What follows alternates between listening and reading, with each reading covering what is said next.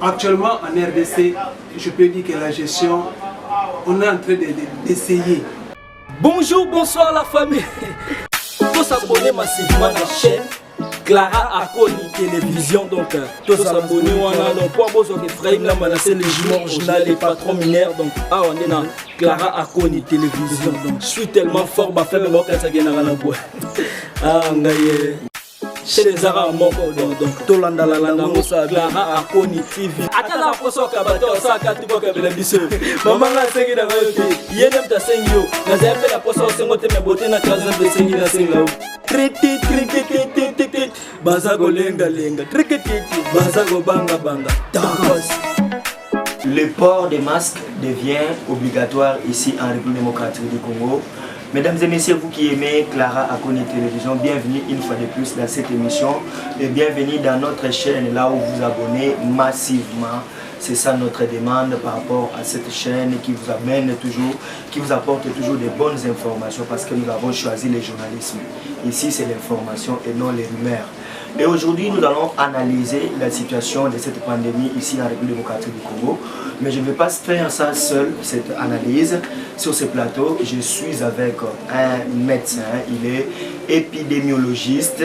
Comprenez qu'il s'occupe des épidémies, il connaît la science des épidémies et c'est avec lui que nous allons nous entretenir ici sur notre plateau. Merci à vous tous qui nous faites confiance, vous êtes partout à travers le monde. Salutations particulières à Maman Clara Akoni en direct de la Chine. Voilà, sur ce plateau, je suis avec le docteur Yves Basselé. Il est épidémiologiste. Vous allez le comprendre, vous allez le découvrir vous-même. Suivez le docteur. Bonjour docteur.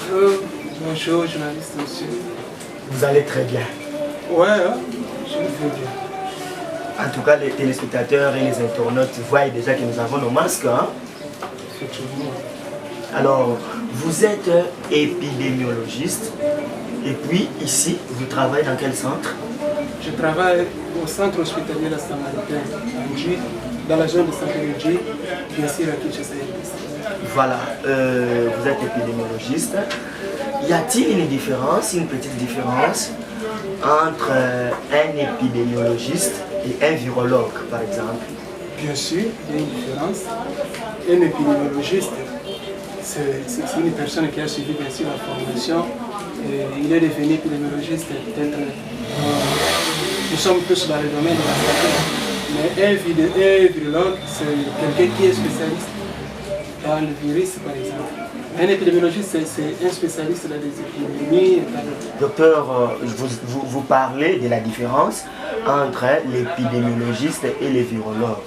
Alors, comme vous êtes épidémiologiste, c'est quoi une épidémie par exemple? Une épidémie, c'est quoi? En fait, une épidémie, il y a une différence actuellement. Oui. Les gens parlent d'une pandémie, d'une épidémie, d'une endémie. Nous avons une pandémie, une épidémie et une endémie. Je commence par l'épidémie. Voilà. Tel que Covid-19. Covid-19, au départ, c'est une maladie qui a été déclarée comme une épidémie, avant qu'elle soit déclarée pandémie par l'OMS. L'épidémie, c'est une maladie qui atteint juste tout un pays, vous voyez, toute une nation, une proportion des gens, mais qui peut prendre peut-être pour un temps déterminé ou indéterminé. Tandis qu'une pandémie, telle que actuellement nous parlons du Covid-19, c'est une maladie qui atteint une proportion mondiale, c'est-à-dire au niveau de l'échelle mondiale.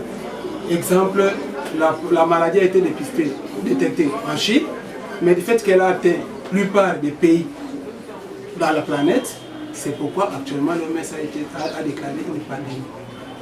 Vous voyez. Okay. Et l'endémie? Et l'endémie, c'est juste bien sûr une proportion, une maladie qui atteint une proportion dans un secteur déterminé ou dans une zone de santé. Ok, merci beaucoup docteur. Je pense que les internautes et les téléspectateurs qui nous suivent, ils savent à qui ils ont affaire. Donc aujourd'hui, ils vont comprendre certains termes par rapport à vous parce que nous avons le rôle d'éduquer la société. Et aujourd'hui, la pandémie, depuis qu'elle a été déclarée, ici en République démocratique du Congo, nous avons déjà dépassé à peu près un mois déjà, depuis que la pandémie a été déclarée. Nous avoisinons déjà 2 mois. Alors, la gestion de cette pandémie-là, vous êtes personnel soignant. Donc, vous connaissez quand même comment se fait la gestion d'une épidémie, d'une pandémie. Comment jugez-vous la gestion, par exemple, sur les plans techniques, scientifiques, sur les plans politiques, et même sur les plans sociaux? Est-ce que la population elle-même comprend ce que c'est cette pandémie? Merci pour cette belle question, monsieur le journaliste. Merci. La gestion, d'ailleurs, je commence par la RDC.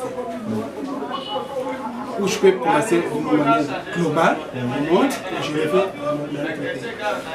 Au monde, la pandémie à Covid-19 a été gérée. Peut-être actuellement nous voyons, on reproche la Chine. Parce que la Chine a mal géré la pandémie. C'est les États-Unis qui reprochent la Chine. La gestion au départ a été mal gérée. Les Chinois ont bergé la maladie comme c'était une carence, peut-être comme c'était. Ils étaient en train de caresser la maladie au lieu d'annoncer directement pour que toutes les nations puissent prendre conscience de l'existence de cette pandémie ou de cette maladie. Actuellement en RDC, je peux dire que la gestion, on est en train d'essayer. Je dis on est en train d'essayer parce qu'il y a encore... Essayer comment, docteur? Là vraiment il faut bien expliquer. Essayer comment? C'est-à-dire on est en train de tâtonner? Bon, on n'est pas en train de tâtonner. Il y a des experts qui sont là. Oui. L'équipe de riposte. Mais si je dis on est en train d'essayer, c'est dans le contexte où je prends sur le plan gouvernemental. Notre budget est de combien? Le budget qu'on a mis en place pour battre cette pandémie. 2,8 millions de dollars. 2,8 millions. Aux États-Unis, ils ont mis combien? 200 milliards. Vous voyez la différence? En Chine, c'est combien? En France, c'est combien? Sur le plan politique, c'est difficile par rapport à notre budget. Nous sommes en train de tantonner, pas de tantonner, je parle sur le plan politique. Nous sommes en train de tantonner. De la part des autorités. De la part des autorités. Voilà. Ils doivent mettre l'argent en question. Même il y a une caisse nationale annoncée par le président public. Cette caisse nationale doit fonctionner. Nous devrons contribuer. Commencer par moi-même. Même si pour le moment on ne connaît pas où aller commencer pour peut-être déposer un petit rien que nous allons faire. Donc on doit vraiment, les Congolais doivent contribuer. Mais ici, on est toujours dans l'attentisme, on attend que l'Occident, on attend que la communauté internationale nous donne de l'argent pour financer la lutte contre cette pandémie. C'est ce que j'ai toujours dit, que non, c'est mal géré de la part des gouvernements, des dirigeants. C'est mal géré. Ils sont en train peut-être de tantonner peut-être, ils doivent tout mettre en jeu. Ne peut pas, ça c'est une pandémie qui peut ravager toute une nation. Donc on ne peut pas blaguer avec ça. Et surtout que la santé n'a pas de prix, dit-on. Effectivement, monsieur le ministre, la santé, on ne peut pas blaguer avec la santé. Cette pandémie peut ravager toute une nation. Aux États-Unis, combien de décès? Plusieurs, on en a aujourd'hui. Et si nous prenons les cas des États-Unis en RDC, comment nous allons gérer cette pandémie? Alors qu'on n'a même pas des infrastructures hospitalières qui sont de bonne qualité, on tâtonne en tout. J'ai suivi notre notre ministre de la Santé, docteur Eteni. Il a dit, il a recommandé 200 et quelques lits. 200 et quelques lits. Pendant qu'aujourd'hui déjà, nous sommes à 350 cas. 350 cas plus déjà. de 300. Même si les hospitalisés, tout le monde ne sont pas hospitalisés, tous les cas ne sont pas hospitalisés, bien sûr. Mais avec 200 et quelques lits, c'est trop peu. C'est peu. Ça, c'est sur le plan gouvernemental. Comment ils gèrent la situation. Les informations dichotomiques. Comment ça? Mais docteur, là vous utilisez quand même des termes grossiers quand même. Dichotomie, ça veut dire quoi? Qu'est-ce que vous reprochez aux informations ou à la communication? Vous savez, la communication c'est une science. Voilà. Et elle demeure la meilleure. Si la population est mal informée, je dis que l'interprétation sera propagée d'une mauvaise sens, dans un mauvais sens. Ouais, les gens vous reprochez aussi la communication de nos autorités par rapport à ça. Mais voyons ce qui se passe. Les ministres qui se réveillent aujourd'hui annoncent le cas, c'est un sujet belge, demain c'est un Congolais, non, pas même, dans quelques heures c'est un Congolais vivant à l'étranger, en France précisément. Les gens commencent à douter. Il y a certains Quinois, vous connaissez nous les Quinois. En fait, ce que les ministres sont en train de dire, ils ont copié à l'art. Vous voyez, vous avez entendu. Il y a des gens ont traité ça d'une coopération. Ils ont copié à l'art. Alors, le gouverneur, son excellence Gentilini Mobile, que je respecte beaucoup, il annonce le confinement de tout Kinshasa. Je pense que c'était le 25, le 26. Pour que le 28, la capitale sera confinée. Quelques heures après, il déconfine Kinshasa, il dit, en fait, écoutez, le confinement, on va aller progressif. On va commencer par la commune de Gombe. Tant qu'il y avait peut-être un engouement de personnes qui se sont peut-être... Si la maladie existait comme je souhaite, comme je pense que la maladie, pas je pense, mais je sais très bien que la maladie existe. Mais si la maladie était propagée, je pense que cette date-là du 27, un certain vendredi, la maladie a ravagé plusieurs Congolais et nous attendons la suite que je me souhaite. Donc vous accusez là indirectement les autorités. Donc les informations. La mauvaise information. La mauvaise information, peut-être, je peux dire, la mauvaise information bouleverse tout. Alors, la mentalité quinoise. Parlant de la gestion, il faut parler aussi de la formation que devaient subir les personnels soignants comme vous par exemple. Est-ce que les médecins, les personnels soignants de la République démocratique du Congo, ici à Kinshasa précisément, par exemple dans votre centre, est-ce que vous avez bénéficié d'une formation, par exemple dans la prise en charge des personnes qui pouvaient être infectées de cette pandémie? Jusque-là, non. Docteur, c'est le vous dites là, c'est vrai. Je vous dis, dans notre structure, jusque-là, non. Mais je sais qu'il y a une formation qui a été organisée au niveau du clinique universitaire, au niveau du campus universitaire, l'université de Kinshasa. La formation a été suivie là-bas et aujourd'hui l'équipe de riposte est en place. L'équipe de riposte est en place. Mais dire que tous les médecins, tous les infirmiers, tous les épidémiologistes ont suivi la formation pour faire face à cette pandémie, je lutte fort et je dis non. C'est commencé par moi-même, je ne peux pas suivre la formation. Alors qu'est-ce que vous faites concrètement? Parce qu'aujourd'hui, quand un malade se présente devant vous, qu'est-ce que vous faites pour comprendre que telle personne, il faut seulement l'envoyer seulement à l'INRB, par exemple l'Institut National des Recherches Biomédicales, ou bien vous avez quand même des informations sur les signes qui peuvent présenter, plutôt une personne qui est tombée dans cette pandémie-là? Vous savez,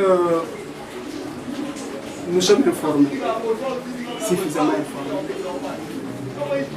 Nous connaissons très bien. Actuellement, il y a la différence. Il y a ceux qui confondent les choses, hein, dans le sens que toute fièvre ne signifie pas ou ne confirme pas l'existence de la maladie. Parce qu'aujourd'hui à Kinshasa, c'est ça. Au Kosoli na Yobo, corona. Une petite fièvre, il est atteint du corona. C'est ce qui se passe actuellement. C'est vous qui avez créé ça, ou ce sont les autorités, ou c'est l'équipe de la riposte? Je ne pense même pas que c'est l'équipe de la riposte.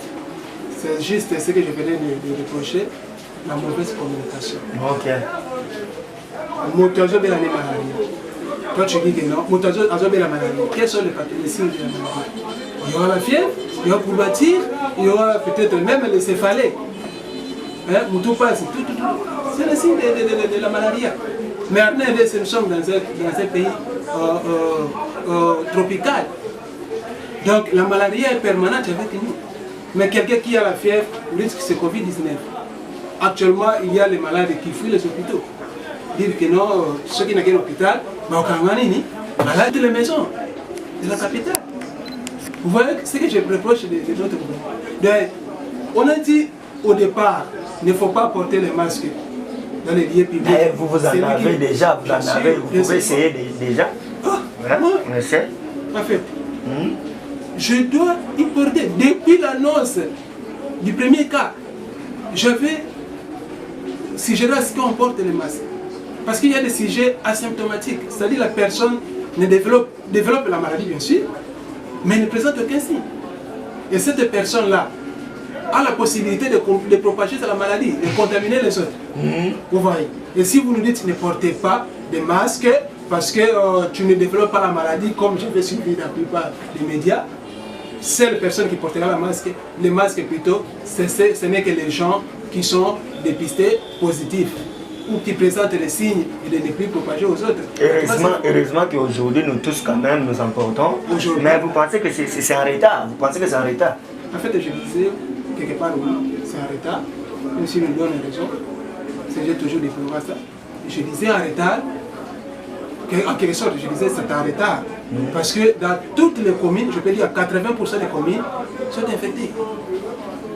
Est-ce que vous pouvez me dire, monsieur le journaliste, avec vos recherches que vous faites, l'équipe de riposte a la connaissance de tout contact de la ville de Kinshasa?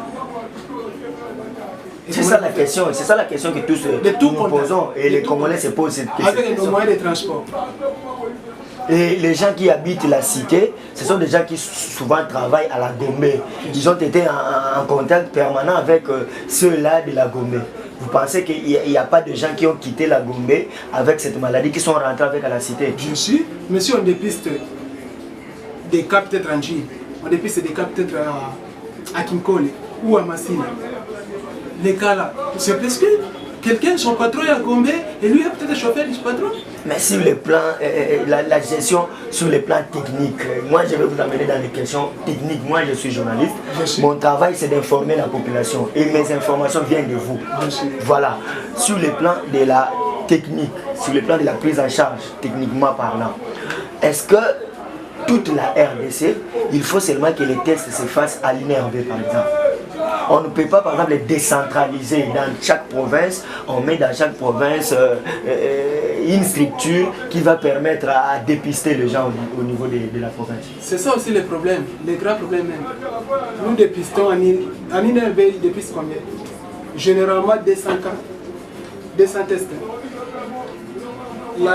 Je prends simplement la capitale de Kinshasa. Plus ou moins 11 millions d'habitants. Vous dépistez 200 tests par jour. Si on dépiste 20 cas positifs, vous dites que non, aujourd'hui, il y a 20 cas positifs, il fait que 200 tests. Mais si on arrive à dépister 800 cas par jour, on aura combien de positifs? Et le taux de la positivité sera quoi? Élevé. C'est parce qu'il y a peu de tests, c'est la raison pour laquelle nous disons on a dépisté autant, on a dépisté autant et il y a tant de positifs. Donc vous pensez qu'il peut y avoir des cas positifs dans certaines provinces, même là où on dit qu'il n'y a pas encore coronavirus? On doit en tout cas apporter, peut-être, on doit rêver, on doit penser à ce qu'on décentralise les laboratoires. Voilà. On ne peut pas, même Kinshasa simplement, je pense seulement Kinshasa, ce n'est que l'idée. Mais ce n'est pas normal. Et tout le monde doit se rendre là. Même à Tchangou, on peut mettre dans chaque district. À Tchangou, à Lukaya, à Lukunga plutôt, à la Funa et puis au Moamba. On met les fils que chaque district, comme ils ont décentralisé les hôpitaux de la prise en charge, c'est une bonne chose. Ils pouvaient aussi décentraliser les laboratoires. Dans des provinces, nous avons 26 provinces, celles INRB, que les échantillons quittent ou Sud Kivu, Nord Kivu, au Katanga, Ituri, ainsi de suite. Équateur, Ubangi. Mais Nord Ubangi, Sud Ubangi, partout, dans le Congo central. Et tout ça, les moyens de transport. Donc c'est difficile pour la gestion de cette pandémie. Alors, prions le bon Dieu. Prions le bon Dieu. Quand les médecins commencent à demander la prière, cela veut dire que ça devient compliqué. Mais c'est le Dieu qui doit agir, parce que si ce n'est pas la main, la sainte main de Dieu, peut-être c'est une catastrophe en RDC, parce que les moyens, même de la gestion, sont insuffisants. Les hôpitaux sélectionnés. Si on enregistre 5000 cas, ce serait catastrophe. 5000 cas à Kinshasa, ce serait catastrophe. On va héberger les malades ici dans notre structure. Sans pour autant que vous ayez été formé par rapport à ça. Peut-être il faut commencer à nous former. Et les infirmiers, les médecins, tout le monde, comme on en a vu. Comme on va fuir. Parce que si je ne suis pas formé, peut-être bon, là, pas d'interrogation. Tout le monde va fuir. Comme on en a vu, hein, quand on avait... Surtout ce que je voulais aussi insister, oui, l'équipement. J'ai suivi le ministre, son excellence, au moins 2 ou 3 fois, c'est top pour moi. Nulle part où il a dit que dans leur programme de riposte, monsieur le journaliste, ils ont prévu peut-être pour le reste des médecins et infirmiers qui travaillent dans les hôpitaux. Or, les hôpitaux de la prise en charge. C'est très dangereux. Très dangereux pour... Donc les équipements sont seulement dans les hôpitaux de la prise qui sont sélectionnés pour la prise en charge. Et les restes des hôpitaux là, donc... La question était posée par l'un des journalistes, si ce n'est pas Christian ou Thierry, de Top Congo. Le ministre a dit, Tous les hôpitaux de la ville de Kinshasa, de la prise en charge bien sûr, sont bien équipés, bien équipés. Et le reste, le matériel, on a envoyé dans d'autres provinces. C'est une bonne chose, on ne refuse pas. Mais nous qui soignons les malades au quotidien, mais qui n'êtes pas sélectionnés. Nous qui soignons les malades au quotidien, nous ne sommes pas sélectionnés, nous ne sommes pas bien équipés. Parce qu'on est en train de débrouiller, je peux porter le masque, et ainsi de suite, que j'ai acheté avec mon propre argent, ou peut-être c'est la structure qui a fait ce que je puisse y apporter. Mais le gouvernement, la part du gouvernement, nous ne voyons pas. Nous attendons, les ministres attendent. Par exemple, les masques, si on devait distribuer ça, je pense. Les ministres attendent que l'un des peut-être un médecin ou un infirmier de la ville province de Kinshasa soit infecté, ou quelques médecins ou des infirmiers tombent malades, qu'on ait des pistes positives ou décèdent. Un cas décédé, un médecin qui a été décédé, un infirmier peut-être qui a été décédé, et c'est à ce moment-là que les ministres pourraient peut-être propager les équipements dans d'autres structures qui ne sont pas prises en charge, qui ne prennent pas en charge qui ne prennent pas en charge les cas de Covid. C'est trop tard. Docteur, vous êtes épidémiologiste. Est-ce que vous ne voyez pas le danger que vous courez vous-même parce que vous n'avez pas été formé pour ça? Surtout les hôpitaux qui ne sont pas sélectionnés pour la prise en charge. Vous n'êtes pas formé pour ça. Les malades qui viennent ici, personne ne connaît leur vrai état de santé. Est-ce que vous ne courez pas à un danger, un risque vous-même d'être infecté par exemple? C'est notre métier qu'on a choisi. C'est le gouvernement qui doit penser peut-être à nous.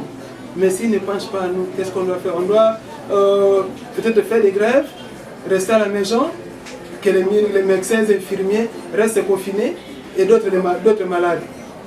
Les femmes enceintes vont accoucher comment dans les hôpitaux. D'autres malades seront prises en charge comment, qui ne sont pas hors Covid-19. Seront prises en charge comment. Nous sommes tous censés à les prendre en charge et à s'exposer. Docteur, nous sommes petit à petit en train d'arriver à la fin de notre entretien. Nous rappelons à tous ceux qui nous suivent en direct des États-Unis qu'ici c'est Clara Akoni Télévision, la chaîne qui vous donne de vraies informations qui se passent ici en République démocratique du Congo. Papa Philippe Nzanga en direct des États-Unis, Papa Aimé, Papa Benglo Kabengele en direct des États-Unis, Papa Nestor Nganga en France, Papa Augustin Yimba en Suisse. Ça, c'est Clara Akoni Télévision. Et nous sommes là rien que pour vous donner les vraies informations. Même vous qui êtes ici en République démocratique du Congo, nous avons les honorables, l'honorable Francis Chibalabala. Donc, nous sommes là pour vous donner des vraies informations. Honorable Jacob, en tout cas, moi Nanjili à Solo. Et vous tous qui aimez Clara Akoni Télévision, en tout cas, nous sommes là pour vous donner des vraies informations. Et aujourd'hui, nous avons en face de nous un épidémiologiste avec qui nous sommes en train de nous entretenir par rapport à cette pandémie, de la découverte du premier cas, la gestion et la prise en charge aujourd'hui. Comment ça se fait ici en République démocratique du Congo. Alors, docteur Yves Basselé, vous êtes épidémiologiste. S'il vous était demandé de proposer quelque chose par rapport à la riposte, par rapport à la gestion, par rapport à la prise en charge des malades, qu'allez-vous dire par rapport à ça? C'est une belle question. Vous savez, c'est celle de l'équipe de riposte qui sont peut-être mieux placés, mais si aujourd'hui on m'associe, je commence d'abord par rapport à la prise en charge. Je disais, nos moyens au niveau du gouvernement ne sont pas suffisants. Ils ne sont pas suffisants parce que ce que je vais le dire, je pense que même le docteur Mouyem est en train de... Ils ont pensé à tout ça, ils ont pensé tout ça. Mais malheureusement, les moyens sont insuffisants, comme le ministre l'a dit. On doit d'abord, décentraliser les sites de dépistage. Ça c'est un. Deux, bien équiper les citoyens, la population congolaise. Précisément à Kinshasa. Les masques par exemple. Surtout ne fût-ce que les masques, distribuer les masques. Le ministre a dit qu'il y aura plus d'1 million de masques qui ont été fabriqués, qui sont en train d'être fabriqués. Ils vont distribuer. Nous comptons que cela soit fait 1 million avec 11 millions, c'est qu'il y aura 10 millions qui ne portent pas. Les deux. Ça c'est Kinshasa. À Kinshasa simplement. Les deux. Les deux. Oui. sur le plan technique, qu'il y a une collaboration entre les experts. Une collaboration entre les experts. C'est-à-dire associer tous les Congolais qui ont un pays d'expérience. Associer les Congolais qui ont la connaissance sur la gestion. Okay. Ce n'est pas moi, parce que quelqu'un peut dire que maintenant, il dit parce qu'on associe. Il y a les experts qui sont encore là, qu'on les associe pour que nous puissions lutter. Ce n'est pas facile d'interdire les églises, les universités, les écoles.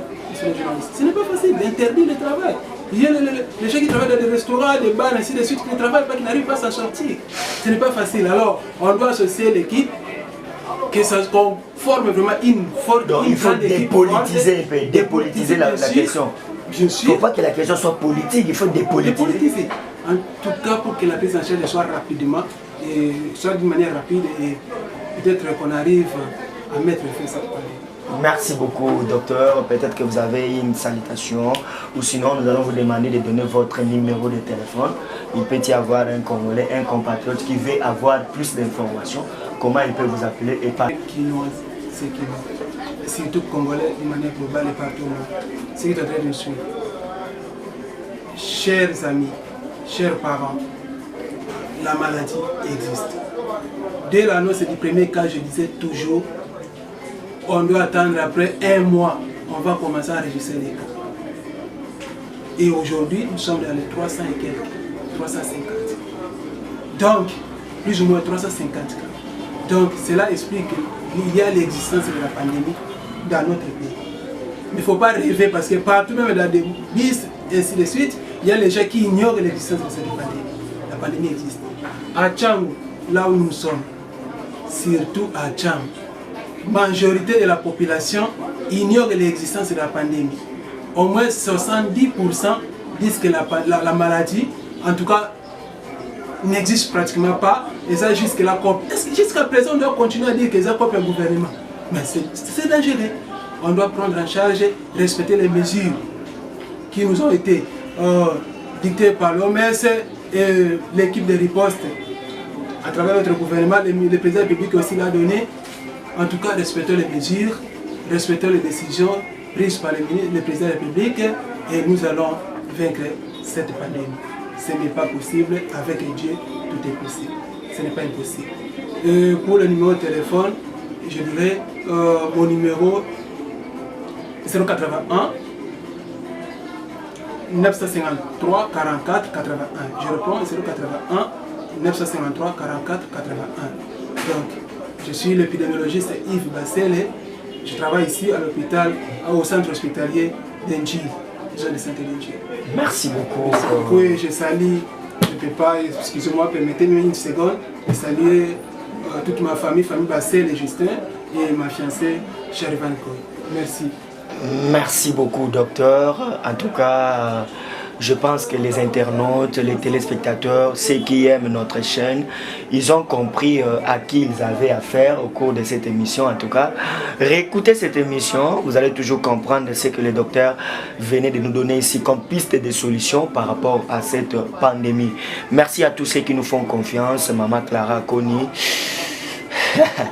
Moussala toujours, il y a Lucien Moussoungaï toujours au four et au moulin, il y a Lucien Moussoungaï, il y a Maman Rosette Moussoungaï. Merci au ministre de la Santé, M. Etienne Ilungondo.